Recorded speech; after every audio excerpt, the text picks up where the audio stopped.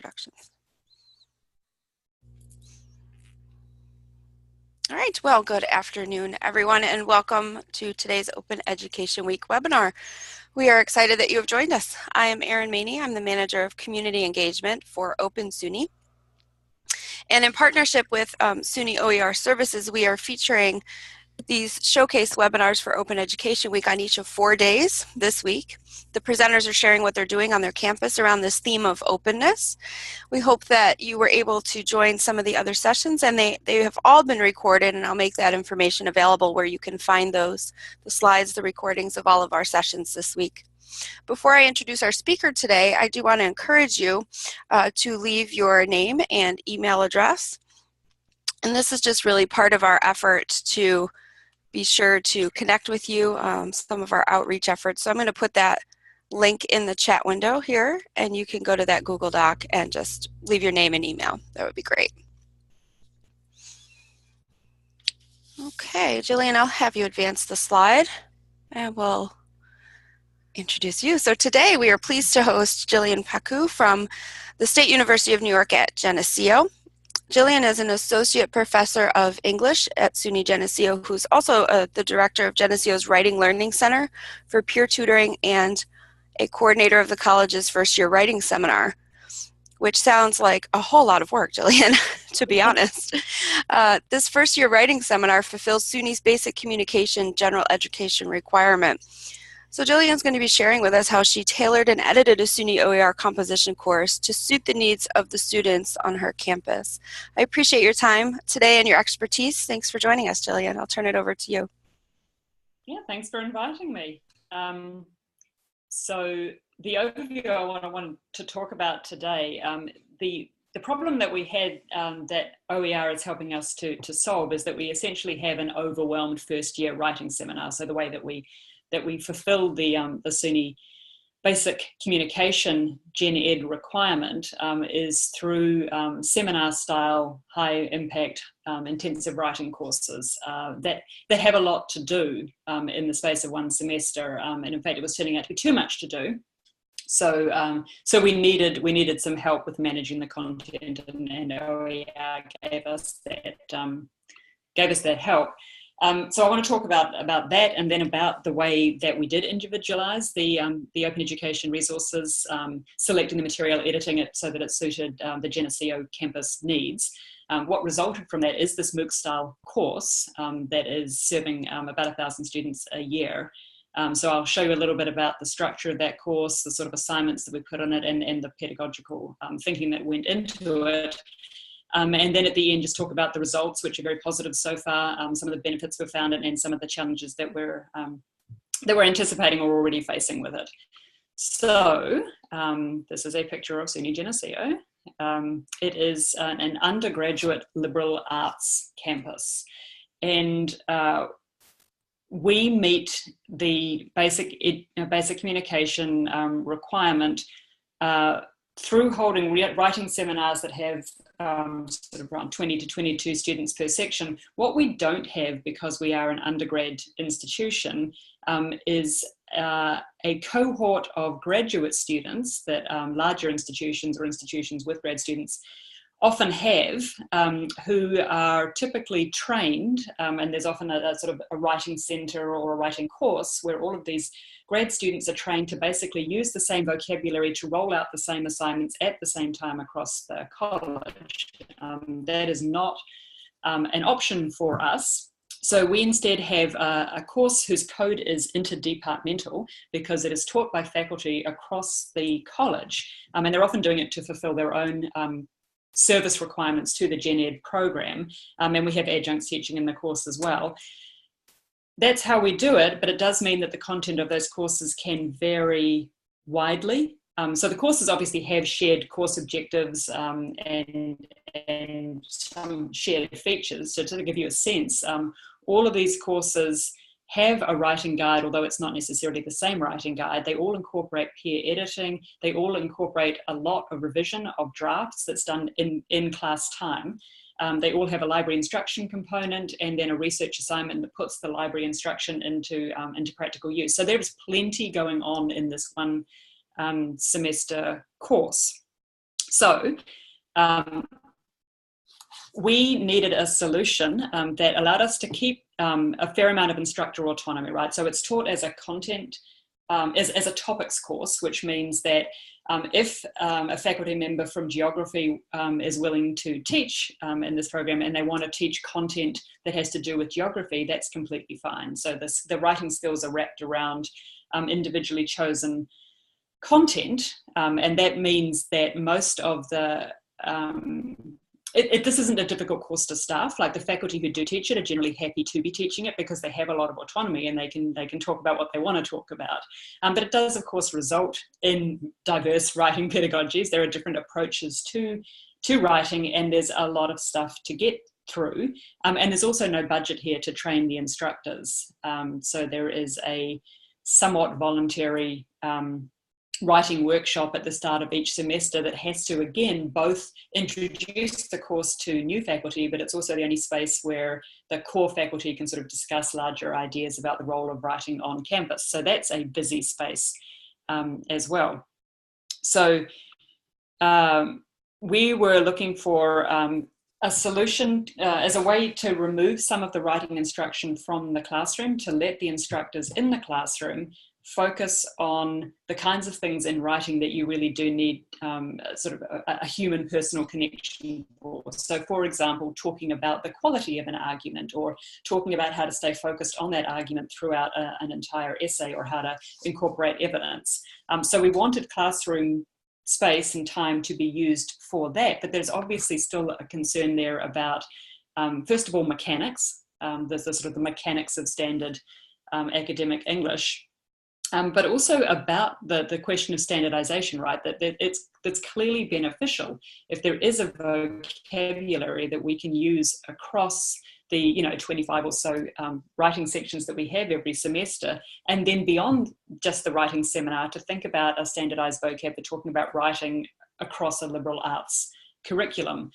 There's a push at the moment in SUNY for integrative writing, and according to its logic, encouraging students to understand that a high impact experience like a writing intensive classroom, it's supposed to build skills that you can employ across disciplines and then beyond academia as well. So one obvious way for students to recognize that they are gaining those skills is to have labels for them. Students will recognize them more easily if they're called something consistent across various environments. But it's really not our culture here to micromanage our instructors. So we were looking for a way then to get some of those skills and some of that standardized vocab across the course, outside of the traditional seminar, but also not moving too far away from that model, because these seminar classes are at the heart of our institutional identity. So that is what OER did for us. It gave us the resources to do that. The result of that, and obviously you can see it there on the screen, we've ended up with a 1 credit online co-requisite to our writing seminar. So that's our MOOC-style course. All students who are taking the writing seminar are automatically enrolled in this online course. You can't test out of it. It's not assessed with a letter grade. It's satisfactory, unsatisfactory. So although the credit that they earn counts towards their degree total, it doesn't factor into their Gen Ed credits, which are still fulfilled only by doing the writing seminar, and there isn't a grade that goes into their GPA. So that's how we keep it sort of close to our writing seminar, but it's got some of its own features there. We have the advantage that SUNY's OER's headquarters are at SUNY Geneseo. So before I designed the course, the resources that were actually available on OER were a very well-known quantity on our campus. So the courses in Lumen Learning on composition had already been identified for me. The OER people had already talked to our instructional tech people, so that the whole editing space was all set up for me. So that was very easy.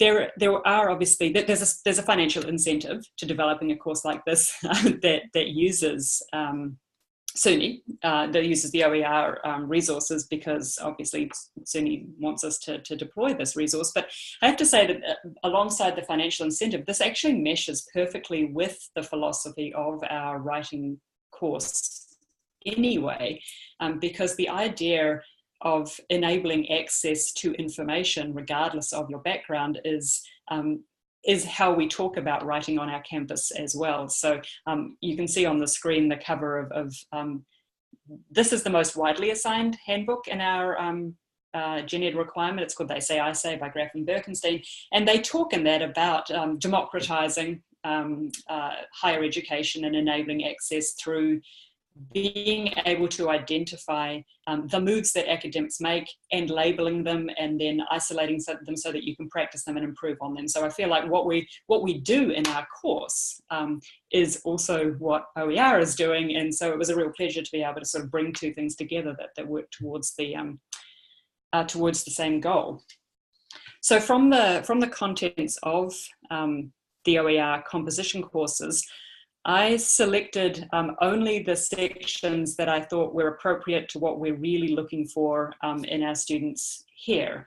So generally speaking, we don't need sustained attention to literacy basics on this campus.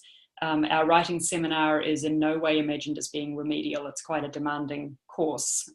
So that said, there are still some habits that we see across a lot of our students, and so I'm an English professor, and I've been teaching some version of this course in various institutions for 20 years. I'm also the person who runs our Writing Learning Centre, so I see a lot of student writing, not only from my own department and the writing program, but across the campus. So I have a reasonably good idea of the kinds of things that really are issues for students at Geneseo, but we also are pretty much meeting those students where they are. So one of the first things that happens in this course that we designed is that students fill in a sort of self-reflective submission where we ask them, out of all the things they know about writing, to identify the couple of aspects of it that they think are most important and sort of describe their experience with those particular two issues. And overwhelmingly, first year students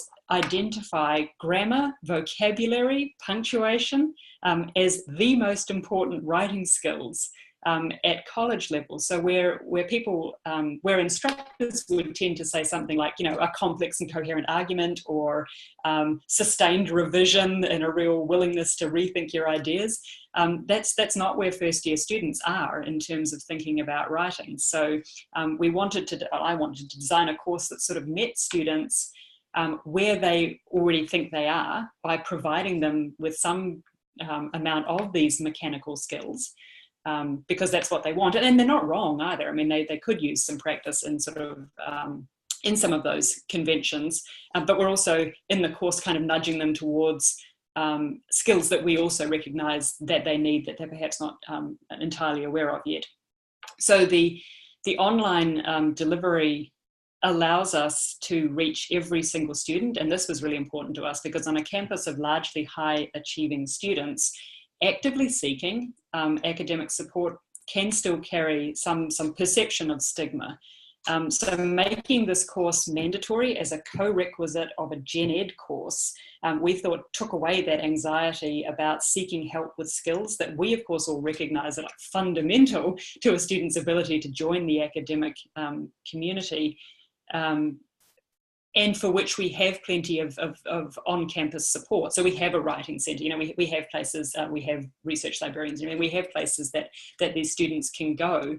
And we're hoping to sort of break down the barrier of students worrying that if they go looking for those resources, that somehow suggests that they're not coping with the environment. So we're really, and again, in the course, we're sort of saying explicitly and repeatedly, every single person in the academic community, from an incoming first year student to the most advanced professor on campus, is actively seeking feedback on their writing and going through revision as a process. And so, this is kind of how the system works, and this online platform that every single one of them has to see is a good place to send a message that we hope is broadly helpful to them. So this is what the course looks like, it starts with an introductory module that sort of, again, talks about resources and how to make your way through the course, and encourages you to think about time management and sort of choosing your own path through the modules that are in the course. You have to view every page of that introductory module as a prerequisite to opening any other module, but then once you've viewed the prereq, you can approach the modules in any order that you like, and in any pace that you like, because we thought those were also sort of useful learning experiences pedagogically. So one set of these modules focuses on those mechanics. There's also one on research and documentation. And then we have the one module, the one that we're calling the writing process, which sort of moves more into those higher order concerns of academic writing. And then within each of those modules, there are subsections. So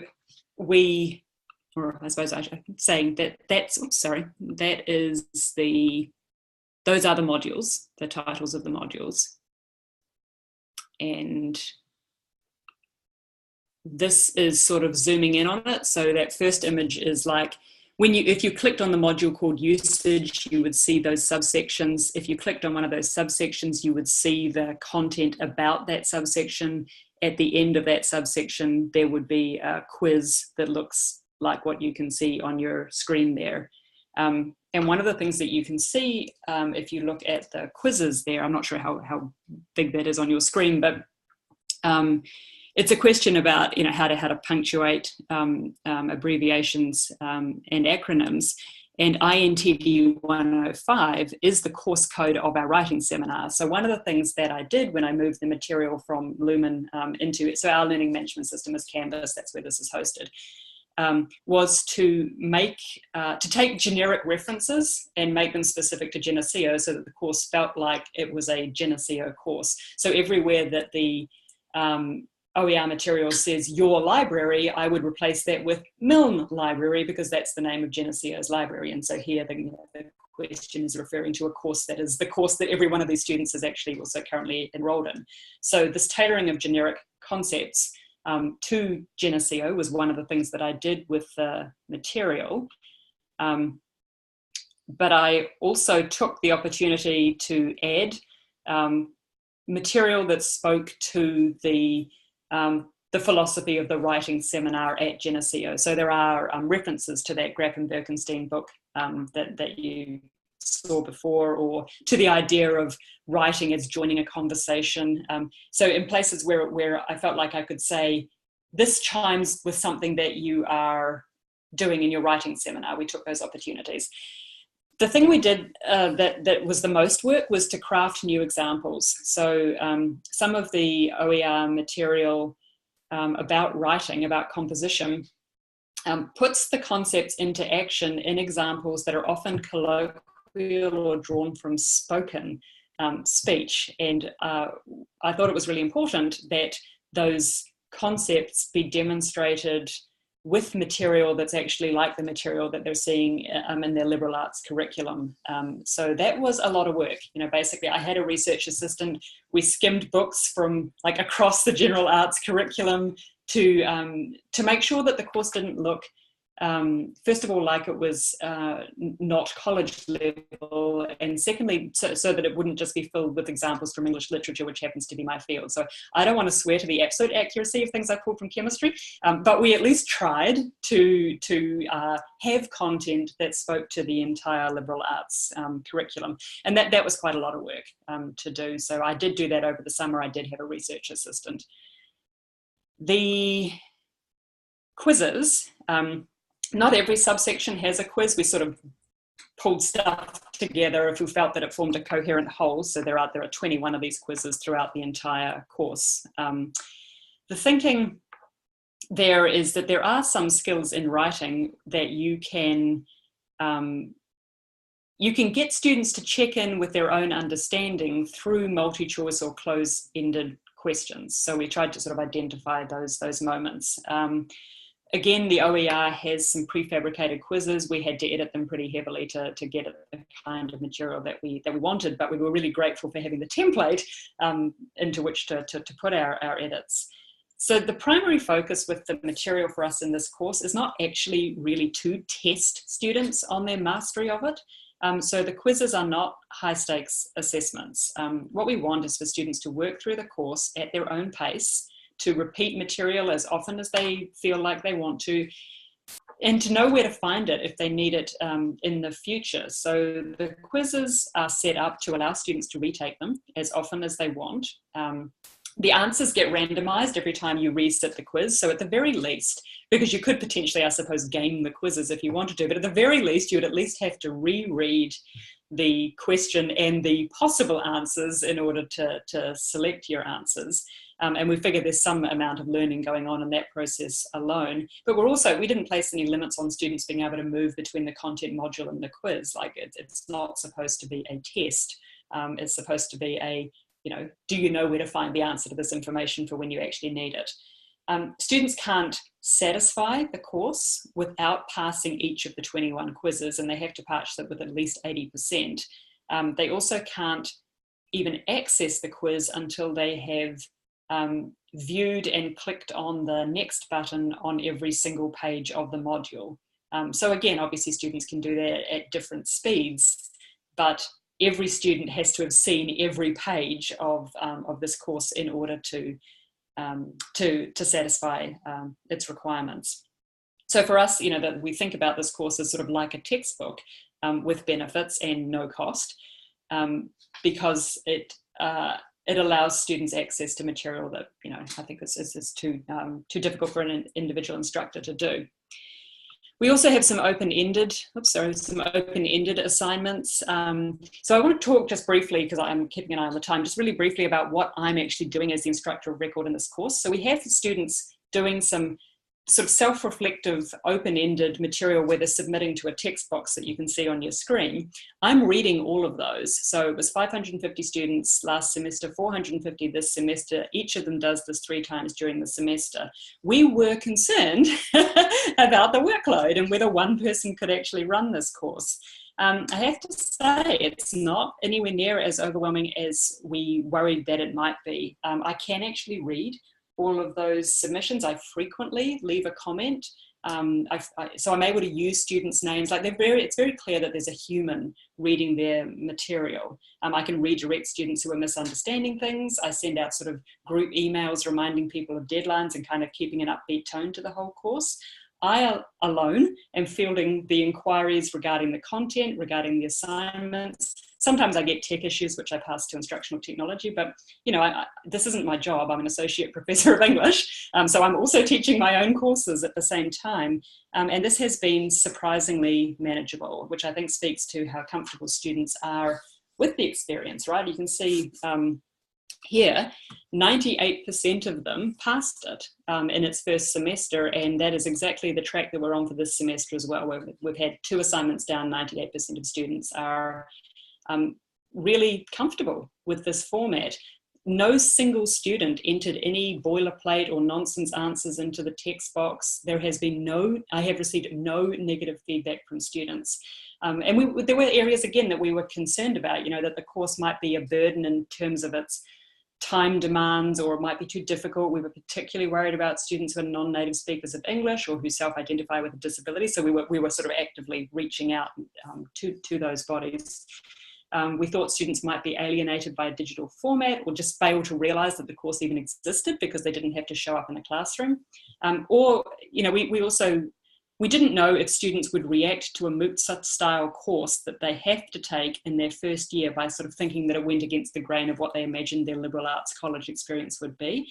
But I have to say, I think the balance between the work that they have to do to satisfy the course and the perceived use value of that course, along with the fact that they're getting credit for the course, and they're not paying anything extra for that credit or for the textbooks, and they don't have to take the initiative to go and look. Obviously, some of these resources are available online, but students don't necessarily go there just because it's good for them. So students seem happy with the course, and from our end, we think we've also managed to strike here a lovely balance between delivering important content to a lot of students, in an electronic format while still retaining a human connection, both because they are co-registered for a writing seminar that's taking place physically, and also because there's clearly a Geneseo-based human who is in the course as an instructor, and then also sort of tutors and librarians and instructional tech specialists. So we are feeling very optimistic about this. We think it's been for us a really successful use of the OER resources, and I would like to open up to any questions that you might have. That's terrific, Gillian. So if anybody does have a question, you're more than welcome to unmute yourself and feel free to ask that way, or you can type in the chat.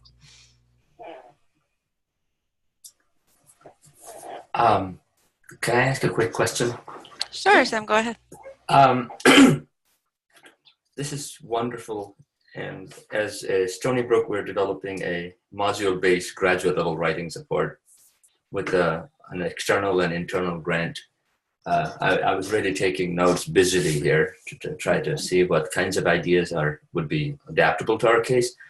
For 101, the first year writing seminar style course, however, I still was looking for ways in which the content delivery of writing essentially was integrated with the skills practice, mentoring, conferencing, revision, and teacher-student interaction aspect of the course. Sometimes I felt like I went right to the bridge and then I didn't see the other side of the river. How is it integrated? How are the two aligned? Can you? Well, I think we're saying in our writing seminar, in the 20-person writing seminar, that's where that kind of interaction is happening, because I agree. I mean, I think there are limits when students are writing at an advanced level. Like really, they need feedback not just on expression, but on the actual argument that they are trying to express. Mm-hmm. So I don't think that there's an obvious way for a single instructor of record to supply anything like that for a course of this size, which is why for us it was really important that the two courses be simultaneous co-requisites, so that they're getting what you're describing from the writing seminar instructor, and getting some of the skills that we thought could be delivered online and could be reinforced online through this course. I guess as an instructor, I was thinking, if I have created, since I taught an online writing course for the more advanced intermediate college writing here at Stony Brook a few years ago, I've been sort of delivering more content like parts of the course through videos that students can watch. Right. Either as required watching or supplemental to students that may need catching up, such as international students. Yeah. So when the teacher does it in a way, I guess it seems to, I guess in your case then the teachers are referring to these videos or modules, right? Yeah, it's an interesting situation. I mean, the course is still experimental. So there's a limit to how much we can sort of say that instructors in the writing program need to use it. It's coming through Senate fairly soon. But we've basically been saying, so what we're seeing from the instructors is that they are using it as a resource to refer their students to. So if you've got a student who's got persistent problems with parallel sentence structure or something, then our instructors know that they can send them to the module of our course and get extra practice on it. So they're using it that way. But they're also, so in my own course, for example, when I'm about to move into the research unit in my writing seminar, I will set my own due date for my students to have completed the research module in the online course before they do that in class. So there's a little bit of I don't think it's a massive tension, but on the one hand, we're saying to students, self-paced learning and showing your own initiative, these are all important skills, and so this course allows you to practice them. On the other hand, we're also saying sometimes we're actually going to ask for a deadline, but the deadlines are not course-wide, right? Like I, as an instructor, would say to my own group of students, by this date, do this module. And I do that for 3 of the 8 modules, and the other 5, I don't insist that they have done by a certain point in the semester. So we're trying to figure out, like, again, it's really important on this campus that it be flexible. So at this stage, you know, we're asking instructors to please be familiar with what is available on that online course, but the extent to which any individual instructor integrates it into their writing seminar is up to them. Again, instructors are largely happy. Like, there's some pushback against the whole, you know, delivering anything in an online format, and anything that's a large course at a liberal arts college. But the actual content of the course, there's been no problem with at all. So the instructors who are integrating it are happy with the backup and the fact that it's, you know, sort of localized content permanently available to the students for reference. Mm. I'll let other colleagues ask questions. I do have another question. I'm really curious. This is wonderful. Thank you. Yeah, you're welcome. I, for one, am loving listening to the conversation, so please keep going. Can I ask another one? Yeah. Okay. Please stop me if another colleague wants to take the, there is time, right? Sure, yeah, you can ask another question, absolutely. Okay, so I guess the value of the course lies in the extent to which the writing instructor, because in this course, there's actually, there's no writing instructor in the real sense of the term, because the writing instructor helps to write, and we define writing by process. There's a discipline and a profession. I'm going to 4Cs, the CCCC conference next week. And there's an entire 40 years of scholarship on the pedagogy and the curriculum of what writing is and isn't. While I want to do something like this, my concern is that my faculty colleagues in the department and also my colleagues across the country would have real concerns about delivering any part of the writing course in ways that I am trying to do here, and in ways you're doing there, right? But so I guess that there are these nuances of these caveats and this, you know, careful approaches to doing these things. I can sense, even sitting here, I can sense a tension with writing faculty, especially because the student-teacher ratio has gone from 20 students to 400, which is 20 times. If it was 40 students or 80 students per instructor, and you had a bunch of teaching assistants or fellow faculty doing this together, 40 students at a time, or 80 students at a time, writing teachers wouldn't have a problem. But if I introduce the idea of 400 students, people will just kill me, right? I mean, I was going to say, we do, yeah, I mean, I hear what you're saying. And for us, like, a large part of this equation is that you are also in a writing seminar that is small and has an instructor. And that makes a lot of those concerns, it minimizes, well, reduces some of those concerns. We do have, so I'm the director of the Writing Learning Centre here, so I have a small group, like about 18 peer tutors, so other undergraduate but very good writers, who are familiar with the course and are available, so that a student who wanted to work through any of this material with another person could, first of all, I mean, they can find me.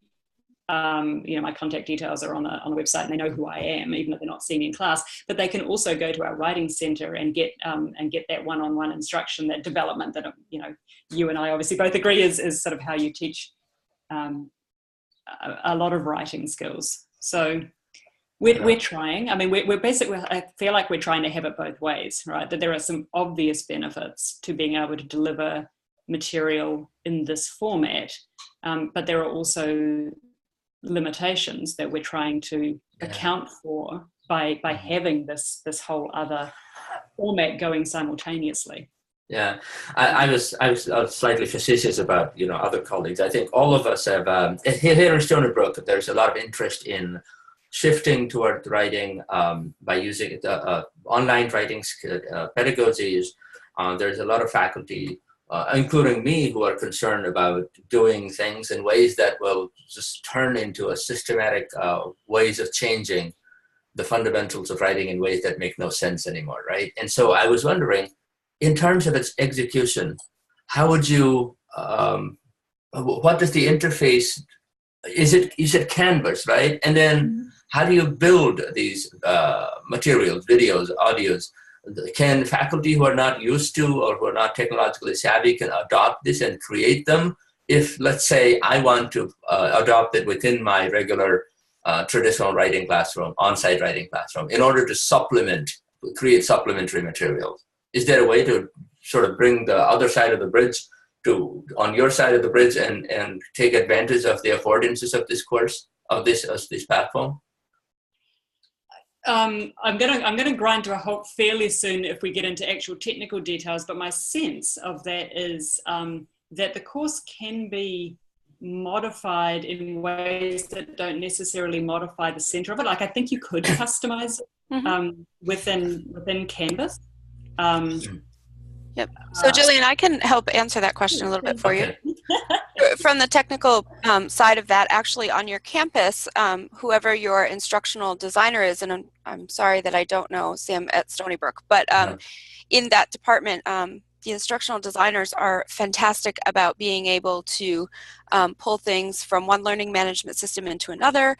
And there are things, you know, without being too technical, there are things like course copies and cartridges that can be used. And so if Geneseo has developed an OER that they're willing to share, then that is something that an instructional designer on your campus could bring into your learning management system. Oh, wow. Or just pieces of it, right? So maybe you only want to do certain things and then you want to adapt them to your own needs. So I would probably be a good contact for you. I know Alexis, who is smiling next to you up there, she would also be a good contact for you about that sort of thing, the technical side of it, right? Thank you. Yeah, we can definitely help with that implementation. From a content perspective, certainly that's why we had Gillian today. She's the expert in that area for technical how-tos and how you can do this too.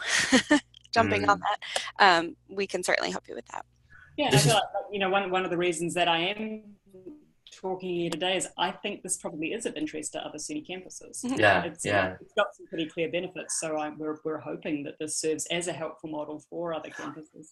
I have a strong feeling that for first-year writing, this needs to be framed and presented as supplemental instead of writing course. This is not fundamentally what a writing course does. If you look at the other side, the credit-bearing, one-on-one, teacher-driven, you know, and student interactive courses that we're describing.